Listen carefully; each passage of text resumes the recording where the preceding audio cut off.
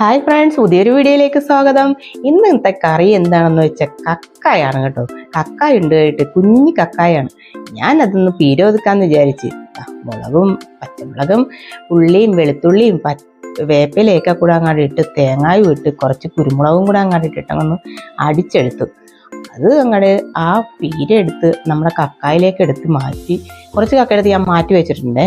എന്നിട്ടാണ് കക്കയിലേക്ക് ഇട്ട് ചിക്കി എടുത്ത് കുറച്ച് മഞ്ഞപ്പൊടി വിട്ടു, വെളിച്ചെണ്ണയും വേപ്പിലയും കൂടെ ഇട്ടപ്പോഴേക്കും പീര ചിക്കിയത് റെഡിയായി. പിന്നെ ഞാനവിടെ ഒരു ഭരണി വാങ്ങിച്ചായിരുന്നു കേട്ടോ. എൻ്റെ ഉപ്പിടുന്ന കുപ്പിയായിരുന്നു ഞാൻ ഉപ്പിട്ടുണ്ടിരുന്ന വെച്ചത്.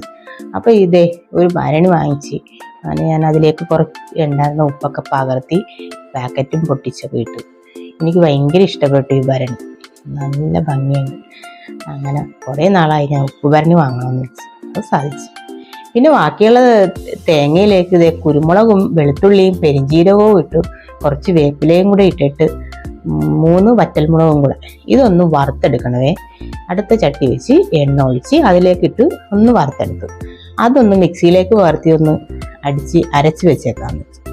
അത് കഴിഞ്ഞ് ചട്ടി വെച്ചിട്ട് ഞാൻ വെളിച്ചെണ്ണ ഒഴിച്ച് അതിനകത്തേക്ക് വെളുത്തുള്ളി, വേപ്പില, സവാള അതൊക്കെ ഇട്ട് കൊടുത്തുന്നു വഴറ്റിയെടുത്ത് അതിൽ കുറച്ച് ഉപ്പും കൂടെ ചേർത്തു. അത് കഴിഞ്ഞപ്പോഴേക്കും അതിലേക്ക് മസാലപ്പൊടികളൊക്കെ ഇടണം. അതിനായിട്ട് ഞാൻ എടുത്തത് ആദ്യമേ മഞ്ഞൾപ്പൊടി ഇട്ട് കൊടുത്തു, പിന്നെ മല്ലിപ്പൊടി, ഗരം മസാലപ്പൊടി, മുളക് പൊടി, ഇത്ര സാധനങ്ങളൊക്കെ ഇട്ട് നന്നായിട്ടൊന്ന് ഇളക്കി കൂട്ടിയിട്ട് ബാക്കി എടുത്ത് വെച്ച കക്കായും കൂടെ കുറച്ച് വെളിച്ചെണ്ണയും കൂടെ ഒഴിച്ചു കേട്ടോ.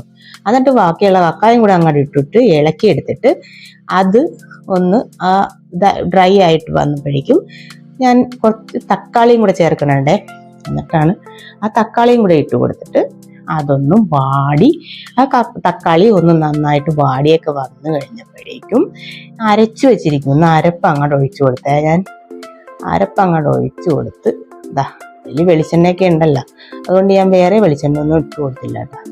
അപ്പോഴേക്കും കറി റെഡിയായി. ഞാനൊരു പാത്രം എടുത്തങ്ങാട് ചോറങ്ങാട് എടുത്ത്, എന്നിട്ട് ആ കുറുകൻ നല്ല പ്ലാ ഇരിക്കുന്ന കറി അതങ്ങാട് കോരി ഒഴിച്ച് നല്ല സൂപ്പർ കറി ആയിട്ടുണ്ടേ.